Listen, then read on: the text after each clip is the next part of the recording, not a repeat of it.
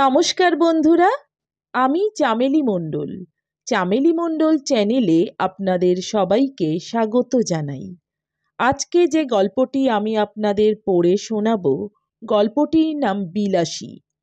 লিখেছেন স্বনামধন্য সাহিত্যিক শরৎচন্দ্র চট্টোপাধ্যায়। আশা করছি গল্পটি আপনাদের বেশ ভালো লাগবে। শুরু করছি আজকের গল্প বিলাসী। পাকা ২ ক্রোশ পথ হাঁটিয়া স্কুলে বিদ্যা অর্জন করিতে যাই। আমি একা নই, ১০-১২ জন। যাহাদেরই বাটি পল্লীগ্রামে, তাহাদেরই ছেলেদের শতকরা ৮০ জনকে এমনি করিয়া বিদ্যা লাভ করিতে হয়। ইহাতে লাভের অঙ্কে শেষ পর্যন্ত একেবারে শূন্য না পড়িলেও যাহা পড়ে তাহার হিসাব করিবার পক্ষে এই কয়টা কথা চিন্তা করিয়া দেখিলেই যথেষ্ট হইবে যে ছেলেদের সকাল ৮টার মধ্যে বাহির হইয়া যাতায়াতে ৪ ক্রোশ পথ ভাঙিতে হয়। ৪ ক্রোশ মানে ৮ মাইল নয়, ঢের বেশি। বর্ষার দিনে মাথার উপর মেঘের জল ও পায়ের নিচে ১ হাঁটু কাদা, এবং গ্রীষ্মের দিনে জলের বদলে কড়া সূর্য এবং কাদার বদলে ধুলার সাগর সাঁতার দিয়া স্কুল ঘর করিতে হয়। সে দুর্ভাগা বালকদের মা সরস্বতী খুশি হইয়া বর দিবেন কি, তাহাদের যন্ত্রণা দেখিয়া কোথায় যে তিনি মুখ লুকাইবেন ভাবিয়া পান না।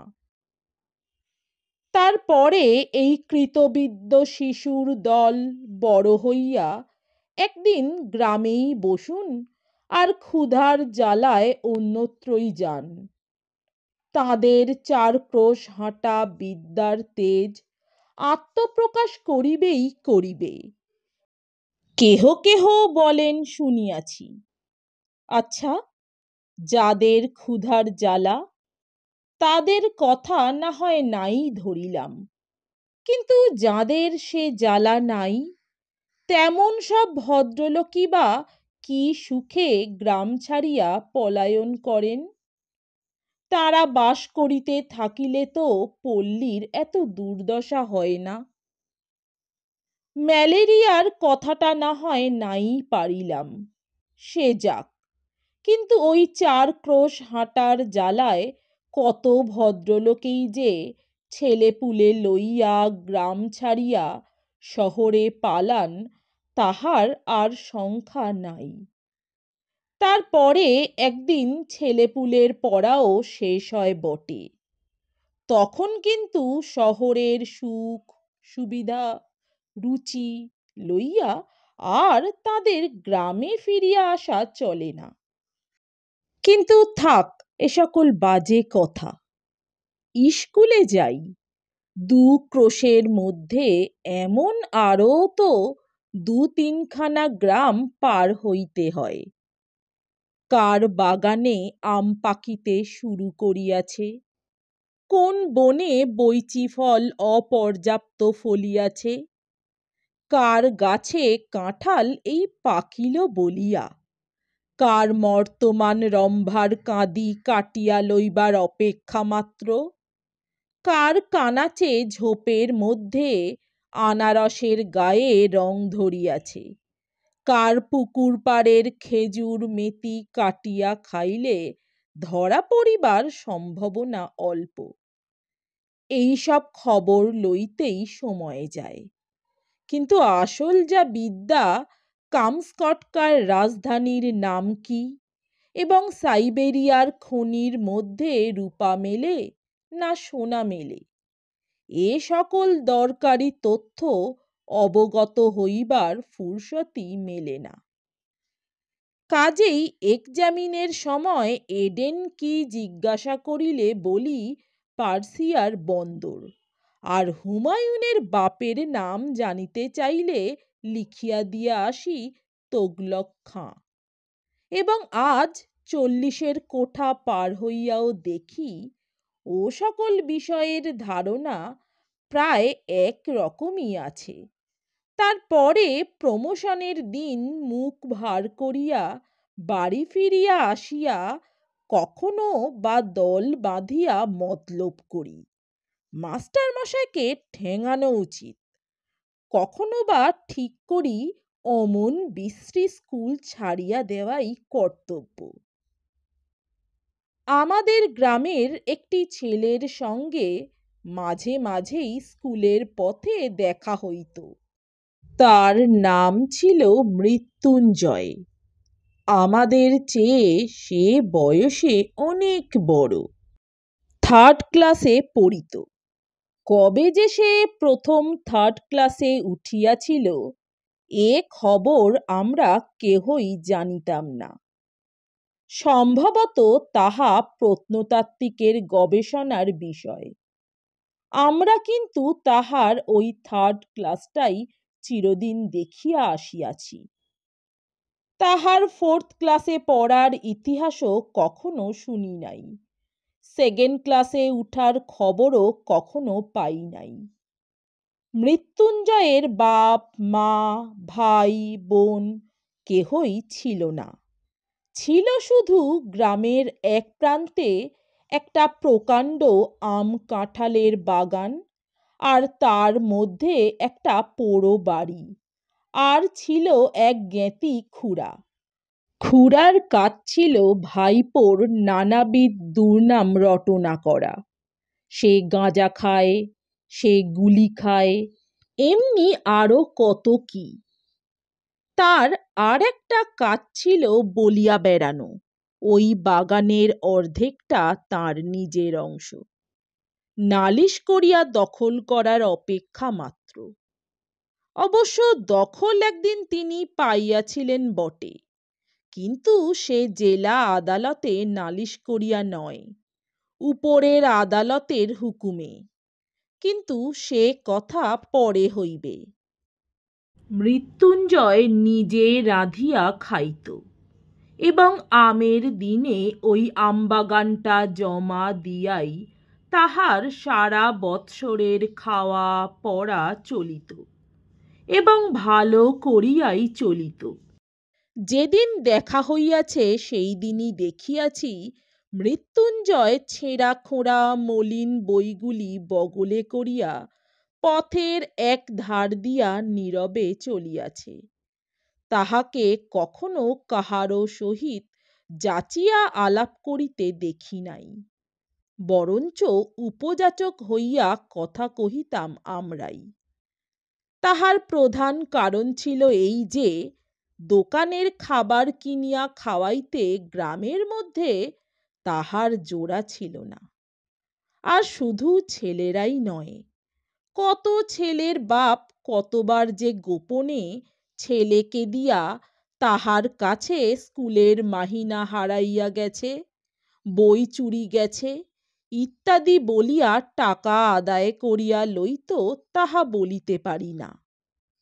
কিন্তু ঋণ স্বীকার করা তো দূরের কথা, ছেলে তাহার সহিত একটা কথা কহিয়াছে এ কথাও কোনো বাপ ভদ্র সমাজে কবুল করিতে চাহিত না।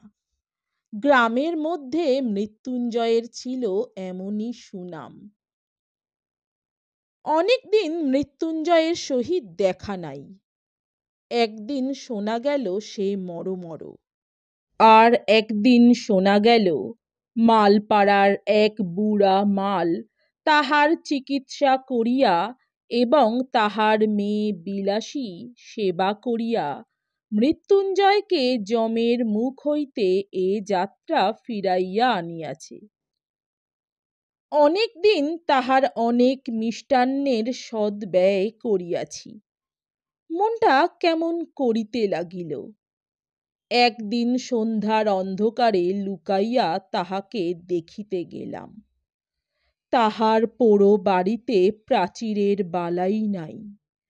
স্বচ্ছন্দে ভিতরে ঢুকিয়া দেখি ঘরের দরজা খোলা, বেশ উজ্জ্বল একটি প্রদীপ জ্বলিতেছে, আর ঠিক সুমুখেই তক্তপোশের উপর পরিষ্কার ধপধপে বিছানায় মৃত্যুঞ্জয় শুইয়া আছে। তাহার কঙ্কালসার দেহের প্রতি চাহিলেই বুঝা যায় বাস্তবিক যমরাজ চেষ্টার ত্রুটি কিছু করেন নাই। তবে যে শেষ পর্যন্ত সুবিধা করিয়া উঠিতে পারেন নাই সে কেবল ওই মেয়েটির জোরে। সে শিয়রে বসিয়া পাখার বাতাস করিতেছিল। অকস্মাৎ মানুষ দেখিয়া চমকিয়া উঠিয়া দাঁড়াইল। এই সেই বুড়া সাপুড়ের মেয়ে বিলাসী। তাহার বয়স 18 কি 28 ঠাহর করিতে পারিলাম না, কিন্তু মুখের প্রতি চাহিবা মাত্রই টের পাইলাম বয়স যাই হোক, খাটিয়া খাটিয়া আর রাত জাগিয়া জাগিয়া ইহার শরীরে আর কিছু নাই। ঠিক যেন ফুলদানিতে জল দিয়া ভিজাইয়া রাখা বাসি ফুলের মতো। হাত দিয়া এতটুকু স্পর্শ করিলে, এতটুকু নাড়াচাড়া করিতে গেলেই ঝরিয়া পড়িবে। মৃত্যুঞ্জয় আমাকে চিনিতে পারিয়া বলিল, কে ন্যাড়া? বলিলাম, হুম। মৃত্যুঞ্জয় কহিল, বসো। মেয়েটা ঘাড় হেঁট করিয়া দাঁড়াইয়া রহিল। মৃত্যুঞ্জয় 2-4টা কথায় যাহা কহিল তাহার মর্ম এই যে প্রায় 1.5 মাস হইতে চলিল সে শয্যাগত। মধ্যে 10-15 দিন সে অজ্ঞান অচৈতন্য অবস্থায় পড়িয়াছিল। এই কয়েকদিন হইল সে লোক চিনিতে পারিতেছে, এবং যদিচ এখনো সে বিছানা ছাড়িয়া উঠিতে পারে না, কিন্তু আর ভয় নাই। ভয় নাই থাকুক, কিন্তু ছেলে মানুষ হইলেও এটা বুঝিলাম আজও যাহার শয্যা ত্যাগ করিয়া উঠিবার ক্ষমতা হয় নাই, সেই রোগীকে এই বনের মধ্যে একাকী যে মেয়েটি বাঁচাইয়া তুলিবার ভার লইয়াছিল সে কত বড় গুরুভার। দিনের পর দিন, রাত্রির পর রাত্রি তাহার কত সেবা, কত শুশ্রূষা, কত ধৈর্য, কত রাত জাগা, সে কত বড় সাহসের কাজ। কিন্তু যে বস্তুটি এই অসাধ্য সাধন করিয়া তুলিয়াছিল তাহার পরিচয় যদিচ সেদিন পাই নাই, কিন্তু আর একদিন পাইয়াছিলাম। ফিরিবার সময় মেয়েটি আর একটি প্রদীপ লইয়া আমার আগে আগে ভাঙা প্রাচীরের শেষ পর্যন্ত আসিল। এতক্ষণ পর্যন্ত সে একটি কথাও কহে নাই। এইবার আস্তে আস্তে বলিল, রাস্তা পর্যন্ত তোমায় রেখে আসবো কি? বড় বড় আম গাছে সমস্ত বাগানটা যেন একটা জমাট অন্ধকারের মতো বোধ হইতেছিল। পথ দেখা তো দূরের কথা, নিজের হাতটা পর্যন্ত দেখা যায় না। বলিলাম, পৌঁছে দিতে হবে না, শুধু আলোটা দাও। সে প্রদীপটা আমার হাতে দিতেই তাহার উৎকণ্ঠিত মুখের চেহারাটা আমার চোখে পড়িল। আস্তে আস্তে সে বলিল, একলা যেতে ভয় করবে না তো? একটু এগিয়ে দিয়ে আসবো? মেয়ে মানুষ জিজ্ঞাসা করে ভয় করবে না তো? সুতরাং মনে যাই থাক, প্রত্যুত্তরে শুধু একটা না বলিয়াই অগ্রসর হইয়া গেলাম। সে পুনরায় কহিল, বন জঙ্গলের পথ, একটু দেখে দেখে পা ফেলে যেও। সর্বাঙ্গে কাঁটা দিয়া উঠিল, কিন্তু এতক্ষণে বুঝলাম উদ্বেগটা তাহার কিসের জন্য, এবং কেন সে আলো দেখাইয়া এই বনের পথটা পার করিয়া দিতে চাহিতেছিল।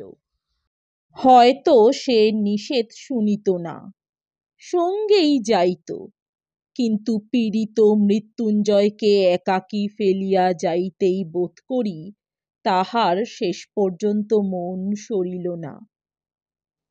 ২০-২৫ বিঘার বাগান, সুতরাং পথটা কম নয়। এই দারুণ অন্ধকারের মধ্যে প্রত্যেক পদক্ষেপই বোধ করি ভয়ে ভয়ে করিতে হইত। কিন্তু পরক্ষণেই মেয়েটির কথাতেই সমস্ত মন এমনই আচ্ছন্ন হইয়া রহিল যে ভয় পাইবার আর সময় পাইলাম না। কেবল মনে হইতে লাগিল একটা মৃতকল্প রোগী লইয়া থাকা কত কঠিন। মৃত্যুঞ্জয় তো যে কোনো মুহূর্তেই মরিতে পারিত। তখন সমস্ত রাত্রি এই বনের মধ্যে মেয়েটি একাকী কি করিত? কেমন করিয়া তাহার সে রাতটা কাটিত? এই প্রসঙ্গে অনেক দিন পরের একটা কথা আমার মনে পড়ে। এক আত্মীয়ের মৃত্যুকালে আমি উপস্থিত ছিলাম। অন্ধকার রাত্রি, বাটিতে ছেলেপুলে চাকর বাকর নাই। ঘরের মধ্যে শুধু তাঁর সদ্য বিধবা স্ত্রী আর আমি। তার স্ত্রী তো শোকের আবেগে দাপাদাপি করিয়া এমন কাণ্ড করিয়া তুলিলেন যে ভয় হইল তাহারও প্রাণটা বুঝি বাহির হইয়া যাইবা। কাঁদিয়া কাঁদিয়া বারবার আমাকে প্রশ্ন করিতে লাগিলেন, তিনি স্বেচ্ছায় যখন সহমরণে যাইতে চাহিতেছেন তখন সরকারের কি? তাঁর যে আর তিলার্ধ বাঁচিতে সাধ নাই, এ কি তাহারা বুঝিবে না? তাহাদের ঘরে কি স্ত্রী নাই? তাহারা কি পাষাণ? আর এই রাত্রেই গ্রামের ৫ জনে যদি নদীর তীরের কোনো একটা জঙ্গলের মধ্যে তাঁর সহমরণের জোগাড় করিয়া দেয় তো পুলিশের লোক জানিবে কি করিয়া? এমনি কত কি। কিন্তু আমার তো আর বসিয়া বসিয়া তার কান্না শুনিলেই চলে না। পাড়ায় খবর দেওয়া চাই, অনেক জিনিস জোগাড় করা চাই। কিন্তু আমার বাহিরে যাইবার প্রস্তাব শুনিয়াই তিনি প্রকৃতিস্থ হইয়া উঠিলেন, চোখ মুছিয়া বলিলেন, ভাই, যা হবার সে তো হইয়াছে, আর বাইরে গিয়ে কি হইবে? রাতটা কাটুক না। বলিলাম, অনেক কাজ আছে, না গেলেই যে নয়। তিনি বলিলেন, হোক কাজ, তুমি বসো। বলিলাম, বসলে চলবে না, একবার খবর দিতেই হইবে। বলিয়া পা বাড়াইবা মাত্রেই তিনি চিৎকার করিয়া উঠিলেন, আরে বাপরে, আমি একলা থাকতে পারবো না। কাজেই আবার বসিয়া পড়িতে হইল। কারণ তখন বুঝিলাম যে স্বামী জ্যান্ত থাকিতে তিনি নির্ভয়ে ২৫ বৎসর একাকী ঘর করিয়াছেন। তাঁর মৃত্যুটা যদি বা সহে, তাঁর মৃতদেহটা এই অন্ধকার রাত্রে ৫ মিনিটের জন্যেও স্ত্রীর সহিবে না। বুক যদি কিছুতে ফাটে তো সে এই মৃত স্বামীর কাছে একলা থাকিলে।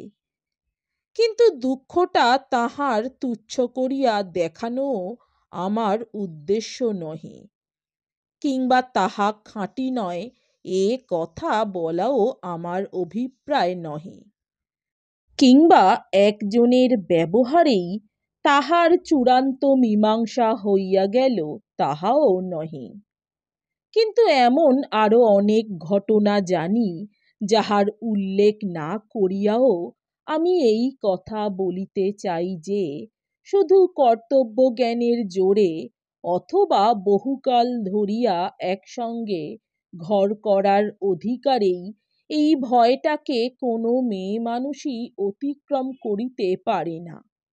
ইহা আর একটা শক্তি, যাহা বহু স্বামী স্ত্রী ১০০ বৎসর একত্রে ঘর করার পরেও হয়তো তাহার কোনো সন্ধানই পায় না। কিন্তু সহসা সেই শক্তির পরিচয় যখন কোনো নরনারীর কাছে পাওয়া যায়, তখন সমাজের আদালতে আসামি করিয়া তাহাদের দণ্ড দেওয়ার আবশ্যক যদি হয় তো হোক। কিন্তু মানুষের যে বস্তুটি সামাজিক নয়, সে নিজে যে ইহাদের দুঃখে গোপনে অশ্রু বিসর্জন না করিয়া কোনো মতেই থাকিতে পারে না। প্রায় মাস 2 মৃত্যুঞ্জয়ের খবর লই নাই। যাহারা পল্লীগ্রাম দেখেন নাই, কিংবা ওই রেলগাড়ির জানালায় মুখ বাড়াইয়া দেখিয়াছেন, তাহারা হয়তো সবিস্ময়ে বলিয়া উঠিবেন, হে কেমন কথা! এ কি কখনো সম্ভব হইতে পারে যে অত বড় অসুখটা চোখে দেখিয়া আসিয়াও মাস 2 আর তার খবরই নাই?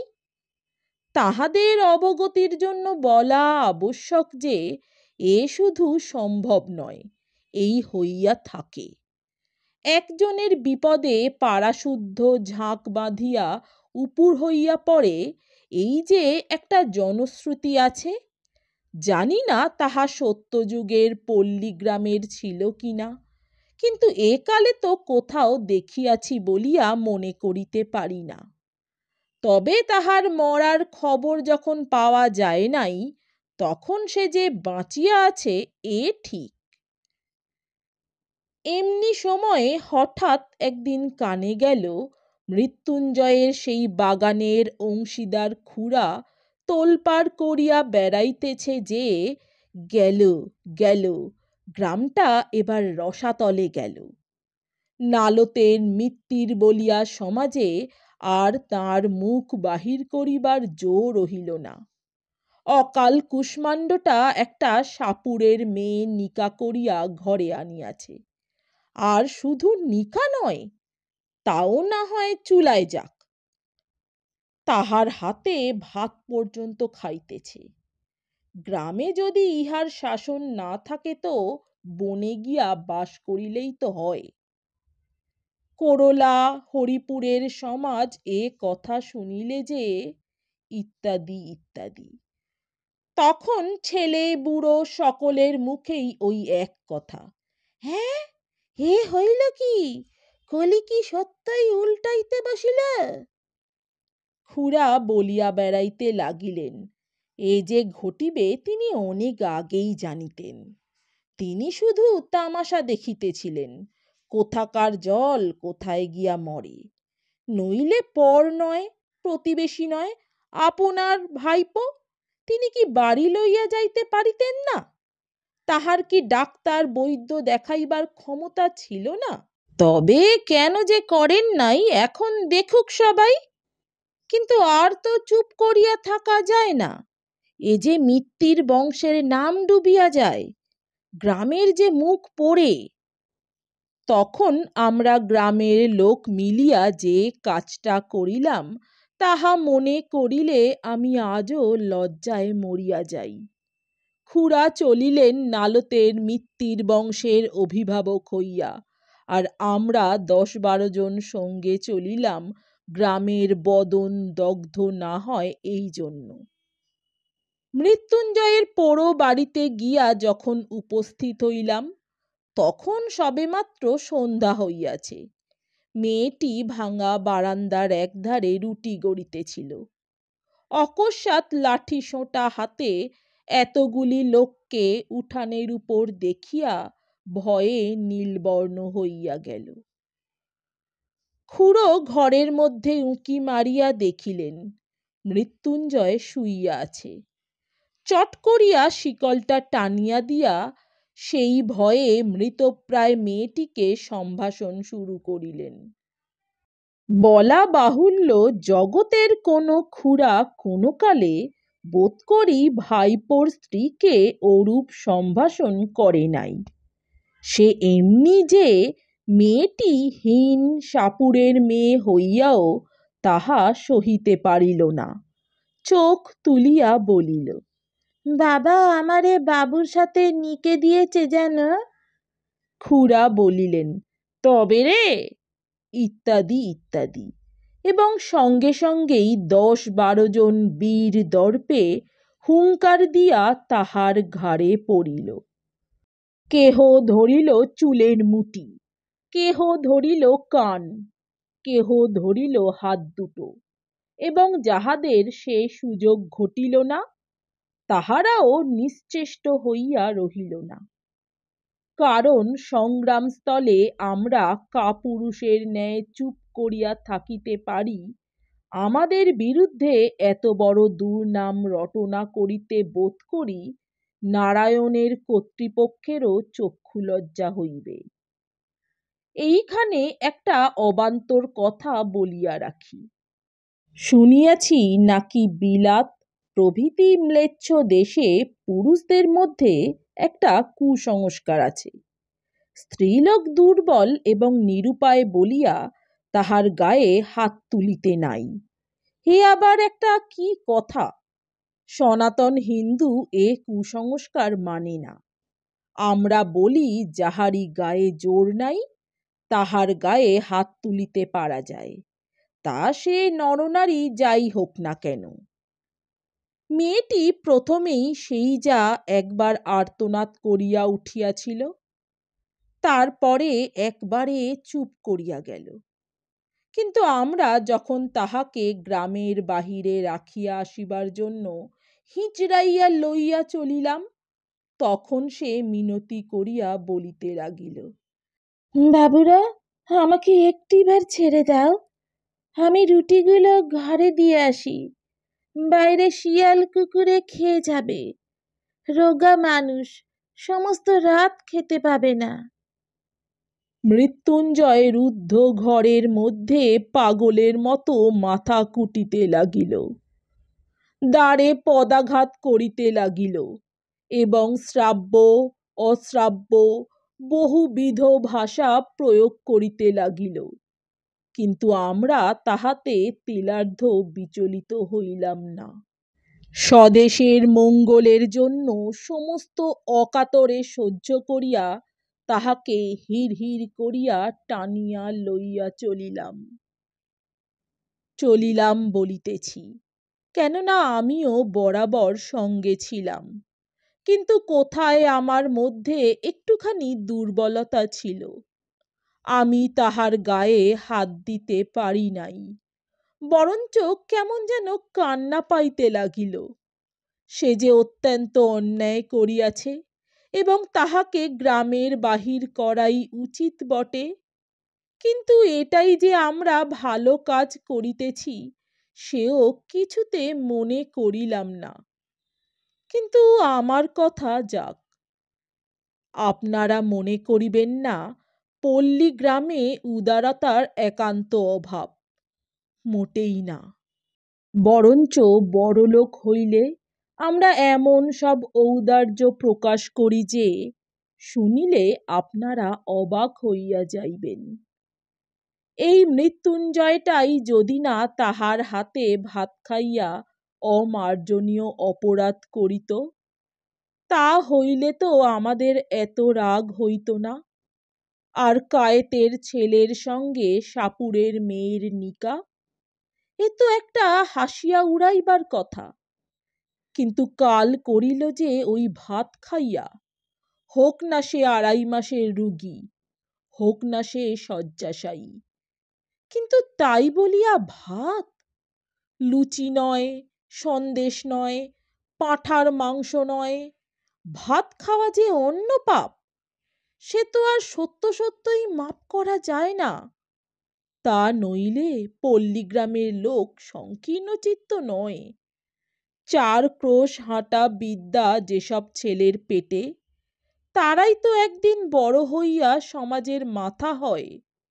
দেবী বীণাপাণির বরে সংকীর্ণতা তাহাদের মধ্যে আসিবে কি করিয়া?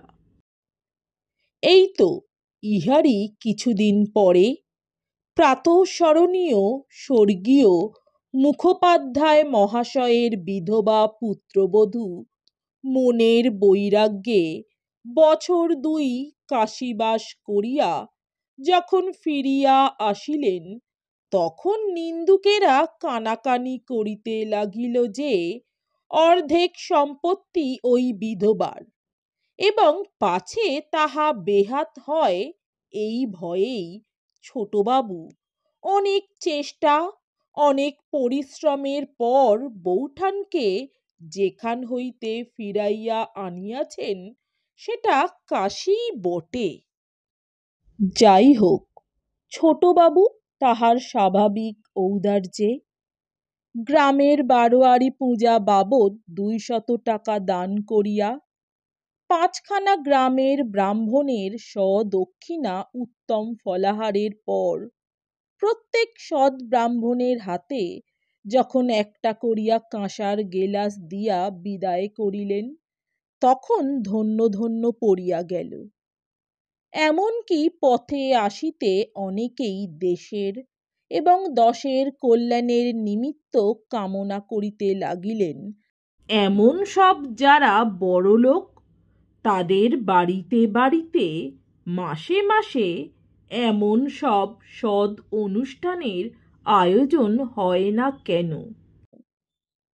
কিন্তু যাক, মহত্বের কাহিনী আমাদের অনেক আছে, যুগে যুগে সঞ্চিত হইয়া প্রায় প্রত্যেক পল্লীবাসীর দ্বারেই স্তূপাকার হইয়া উঠিয়াছে।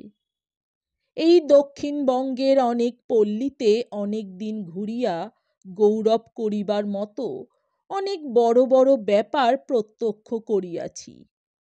চরিত্রেই বলো, ধর্মেই বলো, সমাজেই বলো, আর বিদ্যাতেই বলো, শিক্ষা একেবারেই পুরা হইয়া আছে।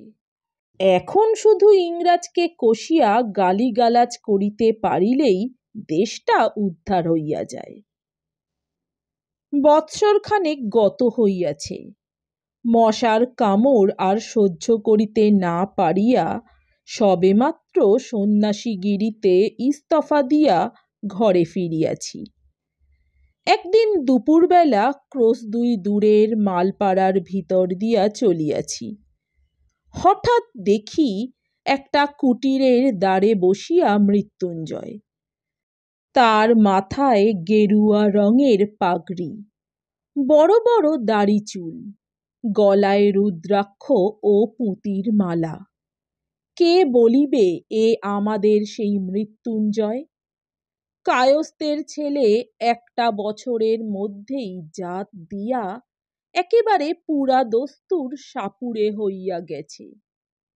মানুষ কত শীঘ্র যে তাহার 14 পুরুষের জাতটা বিসর্জন দিয়া আর একটা জাত হইয়া উঠিতে পারে, সে এক আশ্চর্য ব্যাপার। ব্রাহ্মণের ছেলে মেথরানী বিবাহ করিয়া মেথর হইয়া গেছে এবং তাহাদের ব্যবসা অবলম্বন করিয়াছে, এ বোধ করি আপনারা সবাই শুনিয়াছেন। আমি সৎব্রাহ্মণের ছেলেকে এন্ট্রান্স পাশ করার পরেও ডোমের মেয়ে বিবাহ করিয়া ডোম হইতে দেখিয়াছি। এখন সে ধুচুনি কুলো বুনিয়া বিক্রয় করে, শুয়ার চড়ায়। ভালো কায়স্থ সন্তানকে কসাইয়ের মেয়ে বিবাহ করিয়া কসাই হইয়া যাইতেও দেখিয়াছি। আজ সে স্বহস্তে গরু কাটিয়া বিক্রয় করে। তাহাকে দেখিয়া কাহার সাধ্য বলে কোনো কালে সে কসাই ভিন্ন আর কিছু ছিল। কিন্তু সকলেরই ওই একই হেতু। আমার তাই তো মনে হয়, এমন করিয়া এত সহজে পুরুষকে যাহারা টানিয়া নামাইতে পারে, তাহারা কি এমনি অবলীলাক্রমে তাহাদের ঠেলিয়া উপরে তুলিতে পারে না? যে পল্লীগ্রামের পুরুষদের সুখ্যাতিতে আজ পঞ্চমুখ হইয়া উঠিয়াছি, গৌরবটা কি একা শুধু তাহাদেরই? শুধু নিজেদের জোরেই এত দ্রুত নিচের দিকে নামিয়া চলিয়াছে? অন্দরের দিক হইতে কি এতটুকু উৎসাহ, এতটুকু সাহায্য আসে না? কিন্তু থাক, ঝোঁকের মাথায় হয়তোবা অনধিকার চর্চা করিয়া বসিব। কিন্তু আমার মুশকিল হইয়াছে এই যে আমি কোনো মতেই ভুলিতে পারি না দেশের ৯০ জন নরনারী ওই পল্লীগ্রামের মানুষ, এবং সেই জন্য কিছু একটা আমাদের করা চাই। যাক, বলিতেছিলাম যে দেখিয়া কে বলিবে এ সেই মৃত্যুঞ্জয়, কিন্তু আমাকে সে খাতির করিয়া বসাইল। বিলাসী পুকুরে জল আনিতে গিয়াছিল। আমাকে দেখিয়া সেও ভারী খুশি হইয়া বারবার বলিতে লাগিল, তুমি না আগলালে সে রাত্রিরে আমাকে তারা মেরেই ফেলত। আমার জন্যে কত মারি না জানি তুমি খেয়েছিলে। কথায় কথায় শুনিলাম পরদিনই তাহারা এখানে উঠিয়া আসিয়া ক্রমশ ঘর বাঁধিয়া বাস করিতেছে এবং সুখে আছে। সুখে যে আছে এ কথা আমাকে বলার প্রয়োজন ছিল না, শুধু তাহাদের মুখের পানে চাহিয়াই আমি তাহা বুঝিয়াছিলাম। তাই শুনিলাম আজ কোথায় নাকি তাহাদের সাপ ধরার বায়না আছে এবং তাহারা প্রস্তুত হইয়াছে। আমিও অমনি সঙ্গে যাইবার জন্য লাফাইয়া উঠিলাম। ছেলেবেলা হইতেই দুটা জিনিসের উপর আমার প্রবল শখ ছিল। এক ছিল গোখরো কেউটে সাপ ধরিয়া পোষা, আর ছিল মন্ত্রসিদ্ধ হওয়া। সিদ্ধ হওয়ার উপায় তখনও খুঁজিয়া বাহির করিতে পারি নাই, কিন্তু মৃত্যুঞ্জয়কে ওস্তাদ লাভ করিবার আশায় আনন্দে উৎফুল্ল হইয়া উঠিলাম। সে তাহার নামজাদা শ্বশুরের শিষ্য, সুতরাং মস্ত লোক। আমার ভাগ্য যে অকস্মাৎ এমন সুপ্রসন্ন হইয়া উঠিবে তাহা কে ভাবিতে পারিত। কিন্তু শক্ত কাজ এবং ভয়ের কারণ আছে বলিয়া প্রথমে তাহারা উভয়েই আপত্তি করিল, কিন্তু আমি এমনই নাছোড়বান্দা হইয়া উঠিলাম যে মাসখানেকের মধ্যে আমাকে সাগরেদ করিতে মৃত্যুঞ্জয় পথ পাইল না। সাপ ধরার মন্ত্র এবং হিসাব শিখাইয়া দিল এবং কবজিতে ওষুধ সমেত মাদুলি বাঁধিয়া দিয়া দস্তুর মতো সাপুড়ে বানাইয়া তুলিল। মন্ত্রটা কি জানেন? তার শেষটা আমার মনে আছে। ওরে কেউটে তুই মনসার বাহন, মনসা দেবী আমার মা। ওলট পালট পাতাল ফোঁড়, ঢোঁড়ার বিষ তুই নে, তোর বিষ ঢোঁড়ারে দে। দুধরাজ মণিরাজ, কার আজ্ঞে? বিষহরীর আজ্ঞে। ইহার মানে যে কি তাহা আমি জানি না, কারণ যিনি এই মন্ত্রের দ্রষ্টা ঋষি ছিলেন নিশ্চয়ই কেহ না কেহ ছিলেন, তার সাক্ষাৎ কখনো পাই নাই। অবশেষে একদিন এই মন্ত্রের সত্য মিথ্যার চরম মীমাংসা হইয়া গেল বটে, কিন্তু যতদিন না হইল ততদিন সাপ ধরার জন্য চতুর্দিকে প্রসিদ্ধ হইয়া গেলাম। সবাই বলা বলি করিতে লাগিল, হ্যাঁ, ন্যাড়া একজন গুণী লোক বটে। সন্ন্যাসীর অবস্থায় কামাখ্যায় গিয়া সিদ্ধ হইয়া আসিয়াছে। এতটুকু বয়সের মধ্যে এত বড় ওস্তাদ হইয়া অহংকারে আমার আর মাটিতে পা পড়ে না, এমনই জো হইল। বিশ্বাস করিল না শুধু দুইজন, আমার গুরু যে, সে তো ভালো মন্দ কোনো কথাই বলিত না, কিন্তু বিলাসী মাঝে মাঝে মুখ টিপিয়া হাসিয়া বলিত, ঠাকুর, এসব ভয়ঙ্কর জানোয়ার, একটু সাবধানে নাড়াচাড়া করো।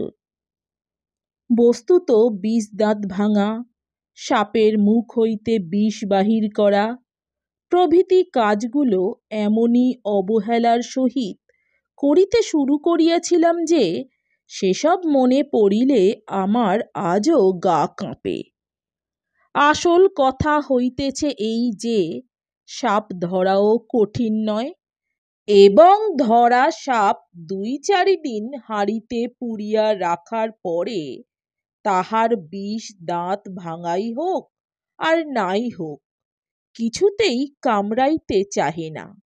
চক্র তুলিয়া কামড়াইবার ভান করে, ভয় দেখায়, কিন্তু কামড়ায় না।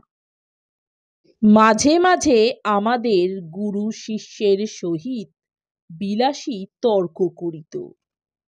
সাপুড়েদের সবচেয়ে লাভের ব্যবসা হইতেছে শিকড় বিক্রি করা, যা দেখাইবা মাত্র সাপ পলাইতে পথ পায় না। কিন্তু তার পূর্বে সামান্য একটু কাজ করিতে হইত। যে সাপটা শিকড় দেখিয়া পলাইবে, তাহার মুখে একটা লোহার শিক পুরাইয়া বার কয়েক ছ্যাঁকা দিতে হয়। তারপরে তাহাকে শিকড়ি দেখানো হোক আর একটা কাঠি দেখানো হোক, সে যে কোথায় পলাইবে ভাবিয়া পায় না। এই কাজটার বিরুদ্ধে বিলাসী ভয়ানক আপত্তি করিয়া মৃত্যুঞ্জয়কে বলিত, দেখো, এমন করিয়া মানুষ ঠকাইও না। মৃত্যুঞ্জয় কহিত, সবাই করে, এতে দোষ কি? বিলাসী বলিত, করুক গে সবাই, আমাদের তো খাবার ভাবনা নাই, আমরা কেন মিছিমিছি লোক ঠকাতে যাই? আর একটা জিনিস আমি বরাবর লক্ষ্য করিয়াছি, সাপ ধরার বায়না আসিলেই বিলাসী নানা প্রকারে বাধা দিবার চেষ্টা করিত। আজ শনিবার, আজ মঙ্গলবার, এমনি কত কি। মৃত্যুঞ্জয় উপস্থিত না থাকিলে সে তো একেবারেই ভাগাইয়া দিত, কিন্তু উপস্থিত থাকিলে মৃত্যুঞ্জয় নগদ টাকার লোভ সামলাইতে পারিত না। আর আমার তো একরকম নেশার মতো হইয়া দাঁড়াইয়াছিল। নানা প্রকারে তাহাকে উত্তেজিত করিতে চেষ্টার ত্রুটি করিতাম না। বস্তুত ইহার মধ্যে মজা ছাড়া ভয় যে কোথাও ছিল, এ আমাদের মনেই স্থান পাইত না। কিন্তু এই পাপের দণ্ড আমাকে একদিন ভালো করিয়াই দিতে হইল। সেদিন ক্রোশ 1.5 দূরে এক গোয়ালার বাড়ি সাপ ধরিতে গিয়াছি। বিলাসী বরাবরই সঙ্গে যাইত, আজও সঙ্গে ছিল। মেটে ঘরের মেজে খানিকটা খুঁড়িতেই একটা গর্তের চিহ্ন পাওয়া গেল। আমরা কেহই লক্ষ্য করি নাই, কিন্তু বিলাসী সাপুড়ের মেয়ে। সে হেঁট হইয়া কয়েক টুকরো কাগজ তুলিয়া লইয়া আমাকে বলিল, ঠাকুর, একটু সাবধানে খুঁড়ো, সাপ একটা নয়, এক জোড়া তো আছে বটেই, হয়তো বা বেশিও থাকতে পারে। মৃত্যুঞ্জয় বলিল, এরা যে বলে একটাই এসে ঢুকেছে, একটাই দেখতে পাওয়া গেছে। বিলাসী কাগজ দেখাইয়া কহিল, দেখছ না বাসা করেছিল? মৃত্যুঞ্জয় কহিল, কাগজ তো ইঁদুরেও আনতে পারে। বিলাসী কহিল, 2ই হতে পারে, কিন্তু দুটো আছেই আমি বলছি। বাস্তবিক বিলাসীর কথাই ফলিল, এবং মর্মান্তিক ভাবেই সেদিন ফলিল। মিনিট 10 মধ্যেই একটা প্রকাণ্ড খরিশ গোখরো ধরিয়া ফেলিয়া মৃত্যুঞ্জয় আমার হাতে দিল। কিন্তু সেটাকে ঝাঁপির মধ্যে পুরিয়া ফিরিতে না ফিরিতেই মৃত্যুঞ্জয় হুঁ করিয়া নিঃশ্বাস ফেলিয়া বাহিরে আসিয়া দাঁড়াইল। তাহার হাতের উল্টা পিঠ দিয়া ঝরঝর করিয়া রক্ত পড়িতেছিল। প্রথমটা সবাই যেন হতবুদ্ধি হইয়া গেলাম, কারণ সাপ ধরিতে গেলে সে পলাইবার জন্য ব্যাকুল না হইয়া বরঞ্চ গর্ত হইতে এক হাত মুখ বাহির করিয়া দংশন করে, এমন অভাবনীয় ব্যাপার জীবনে এই একটিবার মাত্র দেখিয়াছি। পরক্ষণেই বিলাসী চিৎকার করিয়া ছুটিয়া গিয়া আঁচল দিয়া তাহার হাতটা বাঁধিয়া ফেলিল এবং যত রকমের শিকড় বাকড় সে সঙ্গে আনিয়াছিল সমস্তই তাহাকে চিবাইতে দিল। মৃত্যুঞ্জয়ের নিজের মাদুলি তো ছিলই, তাহার উপরে আমার মাদুলিটাও খুলিয়া তাহার হাতে বাঁধিয়া দিলাম। আশা বিষ ইহার ঊর্ধ্বে আর উঠিবে না এবং আমার সেই বিষহরীর আজ্ঞে মন্ত্রটা সতেজে বারবার আবৃত্তি করিতে লাগিলাম। চতুর্দিকে ভিড় জমিয়া গেল এবং অঞ্চলের মধ্যে যেখানে যত গুণী ব্যক্তি আছে সকলকে খবর দিবার জন্য দিকে দিকে লোক ছুটিল। বিলাসীর বাপকেও সংবাদ দিবার জন্য লোক গেল। আমার মন্ত্র পড়ার আর বিরাম নাই, কিন্তু ঠিক সুবিধা হইতেছে বলিয়া মনে হইল না।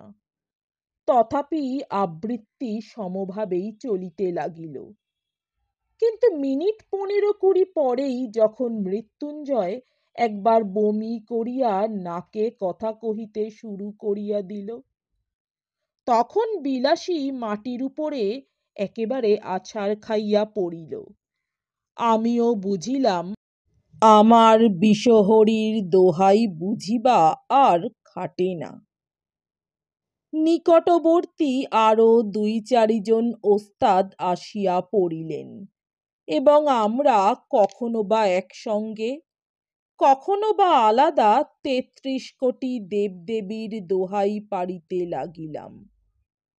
কিন্তু বিষ দোহাই মানিল না। রোগীর অবস্থা ক্রমেই মন্দ হইতে লাগিল। যখন দেখা গেল ভালো কথায় হইবে না, তখন 3-4 জন রোজা মিলিয়া বিষকে এমনই অকথ্য অশ্রাব্য গালিগালাজ করিতে লাগিল যে বিষের কান থাকিলে সে মৃত্যুঞ্জয় তো মৃত্যুঞ্জয় সেদিন দেশ ছাড়িয়া পলাইত। কিন্তু কিছুতেই কিছু হইল না।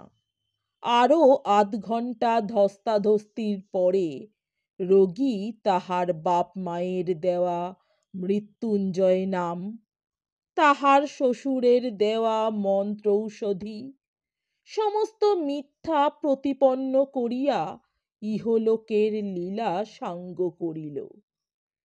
বিলাসী তাহার স্বামীর মাথাটা কোলে করিয়া বসিয়াছিল, সে যেন একেবারে পাথর হইয়া গেল।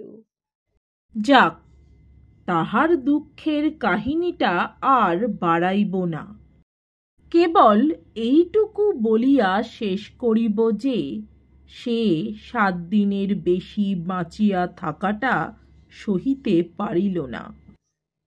আমাকে শুধু একদিন বলিয়াছিল, ঠাকুর, আমার মাথার দিব্যি রইল, এসব তুমি আর কখনো করো না। আমার মাদুলি কবচ তো মৃত্যুঞ্জয়ের সঙ্গে সঙ্গে কবরে গিয়েছিল, ছিল শুধু বিষহরীর আজ্ঞা। কিন্তু সে আজ্ঞা যে ম্যাজিস্ট্রেটের আজ্ঞা নয় এবং সাপের বিষ যে বাঙালির বিষ নয়, তাহা আমিও বুঝিয়াছিলাম। একদিন গিয়া শুনিলাম ঘরে তো বিষের অভাব ছিল না, বিলাসী আত্মহত্যা করিয়া মরিয়াছে এবং শাস্ত্র মতে সে নিশ্চয়ই নরকে গিয়াছে। কিন্তু যেখানেই যাক, আমার নিজের যখন যাইবার সময় আসিবে, তখন ঐরূপ কোনো একটা নরকে যাওয়ার প্রস্তাবে পিছাইয়া দাঁড়াইব না, এইমাত্র বলিতে পারি। খুড়ামশাই 16 আনা বাগান দখল করিয়া অত্যন্ত বিজ্ঞের মতো চারিদিকে বলিয়া বেড়াইতে লাগিলেন, ওর যদি না অপঘাত মৃত্যু হবে তো হবে কার?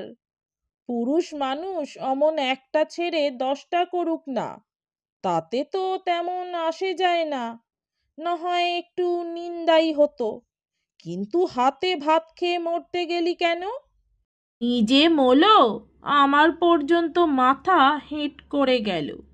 না পেলে এক ফোঁটা আগুন, না পেলে একটা পিণ্ডি, না হলো একটা ভুজ্যি উৎসুগ্গ। গ্রামের লোক এক বাক্যে বলিতে লাগিল, তাহাতে আর সন্দেহ কি? অন্য পাপ, বাপ রে, এর কি আর প্রায়শ্চিত্ত আছে? বিলাসীর আত্মহত্যার ব্যাপারটাও অনেকের কাছে পরিহাসের বিষয় হইল।